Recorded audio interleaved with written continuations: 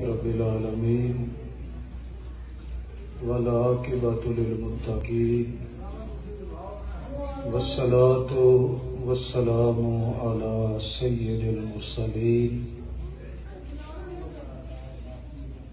حضرات گرامی، ان پرمسرت لمحات میں، تاریخی لمحات، امر ہو جانے والے لمحات میں،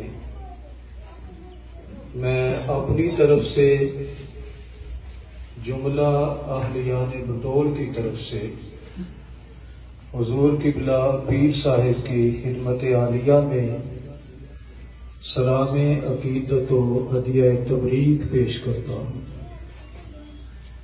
آج ایک ایسے قدم کا آغاز کیا جا رہا ہے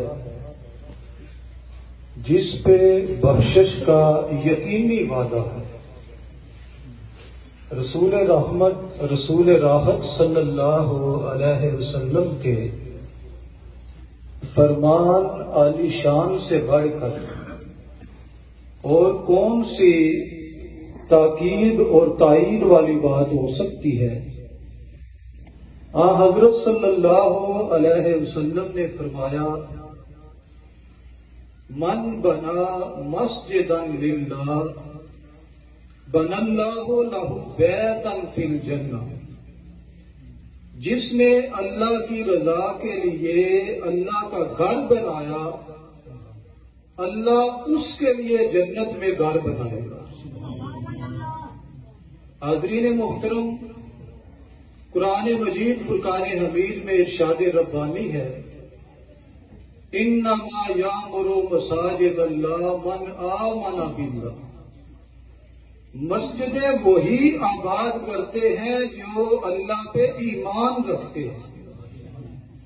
مسجد بنانا، مسجد کی تزئین و آرائش میں لگے رہنا، مسجد کی آباد کاری کے لیے تگ و دو کرنا، اس معاملے میں قدم سے قدم ملا کے چلنا اور کار خیر میں دست و بازو بڑھنا، اس سے بڑی سعادت افروز اور کوئی بات نہیں ہو سکتی۔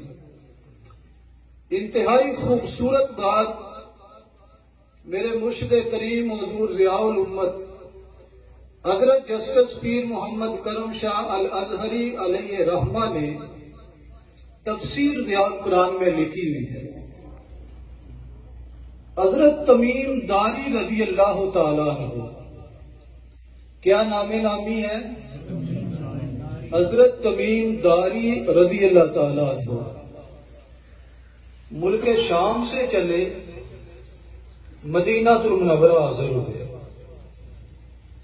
ساتھ کیا لے کے آئے ذرا یہ سننا۔ کچھ کندیلے لے کے آئے جو اس وقت کی روشنی کا ایک سبب تھا، کندیلے۔ زیتون کا تیل لے کے آئے اور کچھ بٹی ہوئی رسیاں لے کے آئے۔ جب وہ شام سے مدینہ المنورہ پہنچے، عصر کا ٹائم ہوا تھا، ان کے ساتھ ان کا خادم بھی تھا۔ خادم کو کہنے لگے کہ مسجد نبوی میں رسیاں لگا دی جائیں، رسیاں باندھ دی جائیں، اور ان رسیوں کے ساتھ انہوں نے وہ کندیلیں لٹکا دی اور پھر ان میں زیتون کا تیل ڈالا اور پھر بٹی ہوئی رسیاں ان میں ڈالی۔ کہا آپ انہیں ذرا روشن کر دو کندیلوں کو۔ اب ساری کندیلیں روشن کر دی گئی۔ شام کی نماز کا وقت ہوا، سرکار حسینان دو عالم صلی اللہ علیہ وسلم تشریف لائے۔ کریم آقا صلی اللہ علیہ وسلم مسجد میں تشریف لائے، کتاب دانش و بینش کے در کے اولین تشریف لائے، نسخہ وجود کے لوح رنگین تشریف لائے۔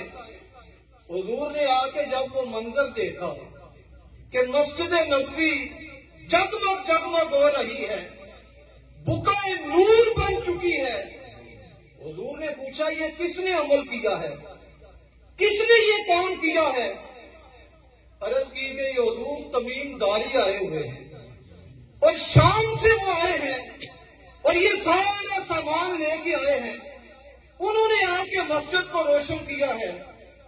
کریم آقا صلی اللہ علیہ وسلم اتنے خوش ہوئے، اتنے خوش ہوئے، اتنے خوش ہوئے. خوشی کے عالم میں حضور نے جو دعا دی وہ دلوں پہ نوٹ کرنے والی ہے. حضور کی دعا سننا. فرمایا نورت الاسلام نور اللہ علیک فی الدنیا والآخرہ. اے تمیم داری، تو نے اسلام کو روشن کیا ہے، یا اللہ تیری دنیا بھی روشن کرے، اللہ تیری آخرت بھی روشن کرے.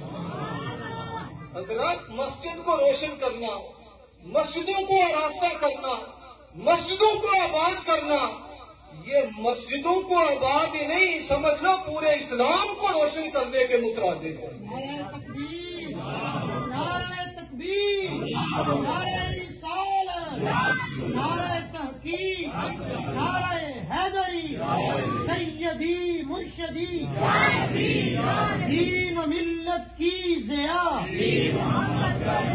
حق و صداقت کی صدا، آستانہ علیہ بیرا شریف، آستانہ علیہ بوکم شریف، الاسلام. اور یہاں کتنے